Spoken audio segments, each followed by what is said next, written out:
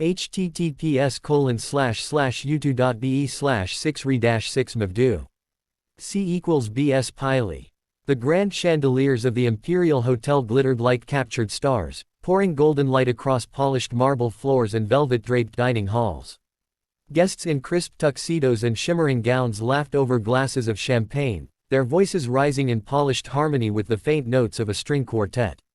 Yet beneath this glamorous world of privilege and power, a storm was about to break, one that would shatter arrogance, expose hidden truths, and leave everyone in stunned silence. For on that day, the spoiled son of a millionaire would raise his hand against a woman who carried more strength in her heart than he could ever fathom. What he did not know was that her husband's identity would make him tremble in a way wealth and status never could. Friends, if you believe in kindness, second chances, and stories that remind us of the true power of the human spirit, please take a moment to like this video, share it with someone who needs hope, and subscribe to our channel, Kindness Corner. Your support helps us bring these real emotional journeys to light. The woman's name was Clara. She was young, gentle, and visibly pregnant. Her apron tied carefully around her growing belly as she moved quietly through the banquet hall. With rubber gloves tucked into her waistband and a weary smile, Clara worked long hours cleaning, serving, and ensuring that the wealthy guests never saw the exhaustion etched into her bones. Every step she took was for the child she carried and for the dream of giving her baby a life free from hunger and shame. Though life had never been kind to her, Clara carried herself with dignity, her spirit unbroken by hardship. On the other end of the hall sat Adrian, the only son of the hotel's wealthy owner. Born into wealth, raised with privilege, Adrian had never lifted a hand to work, never tasted struggle, never understood humility. He wore arrogance like an expensive suit, and entitlement flowed through him as naturally as breath. The staff feared him, not because of his strength, but because of his cruelty. To Adrian, they were invisible. Tools meant to serve his whims, people without faces or stories. That afternoon, his laughter rang loudest among the tables as he boasted of his power, sipping wine with reckless pride.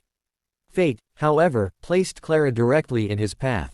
Carrying a tray of crystal glasses, she hurried past his chair. A sudden stumble caused a single drop of wine to spill near his cuff. It was barely visible, yet Adrian's eyes narrowed as though she had insulted his very existence. In the silence that followed, he rose, fury twisting his face. Gasps filled the room as Adrian, blinded by arrogance, lashed out with his foot, striking Clara across her stomach. The fragile tray shattered against the marble floor as she fell back, her hands instinctively clutching her unborn child. The entire hall froze. The wealthy guests, usually quick to laugh or cheer at Adrian's antics, now stared in horror. Whispers rippled like waves. "She's pregnant. How could he?" Clara's face turned pale, her breath shallow, yet she refused to cry. Instead, she pulled herself upright, trembling yet unbroken, her eyes glistening with a mixture of fear and unspoken defiance. Adrian sneered, brushing his sleeve as though her very presence stirred him. "People like you should know your place." His voice rang, sharp and merciless. But then, in the midst of stunned silence, heavy footsteps echoed through the hall. Every head turned as a man entered, his presence so commanding that even the chandeliers seemed to dim. His name was Marcus Hale, a decorated soldier recently returned after years of service overseas. He was Clara's husband, the man who had fought battles most could not imagine, the men whose loyalty and honor stood in stark contrast to Adrian's shallow pride. Marcus's eyes fell on Clara, trembling and holding her belly, and something inside him snapped. The uniform of war was gone, replaced by a simple shirt and worn boots. Yet his aura carried the weight of every battlefield he had survived.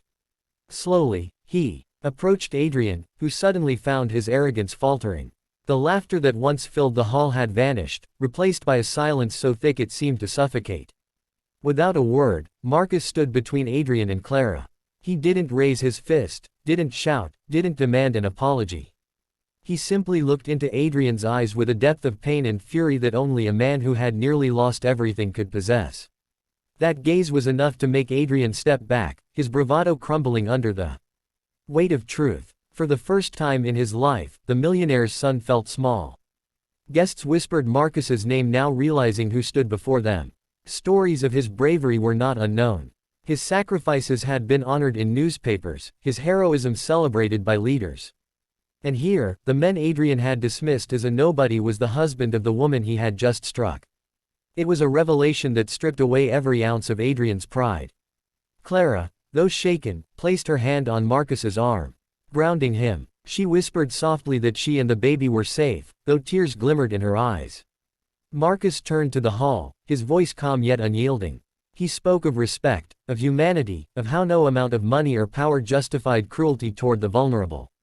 He reminded them that true strength lay not in wealth, but in kindness and protection of those who could not defend themselves. His words echoed like thunder, cutting through the shallow glamour of the banquet, leaving guilt and reflection in its wake. Adrian, pale and shaken, could not meet Marcus's gaze. The men, who had strutted like a peacock minutes earlier, now stood silent, ashamed before a room full of people who once admired him. For the first time, he was confronted not by wealth or status, but by the raw truth of his own weakness.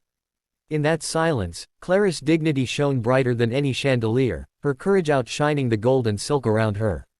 From that day forward, whispers of the incident spread across the city. The hotel's wealthy clientele began to question the character of Adrian, and even his father, a powerful millionaire, could not shield him from disgrace.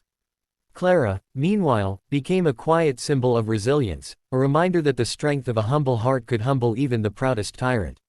And Marcus, though he never sought recognition, became a living example of what it meant to be a protector, not through violence but through integrity. Sometimes the most powerful battles are not fought with weapons, but with truth. And sometimes the greatest victories are won not by defeating an enemy, but by opening the eyes of those blinded by arrogance. Adrian's arrogance had led him to raise his hand against the innocent. But the truth of Clara's husband left him frozen, forever changed by the moment he realized the weight of his actions. If this story touched your heart, please like this video, share it with others, and subscribe to Kindness Corner. Every click helps us spread stories of compassion, justice, and humanity in a world that desperately needs them.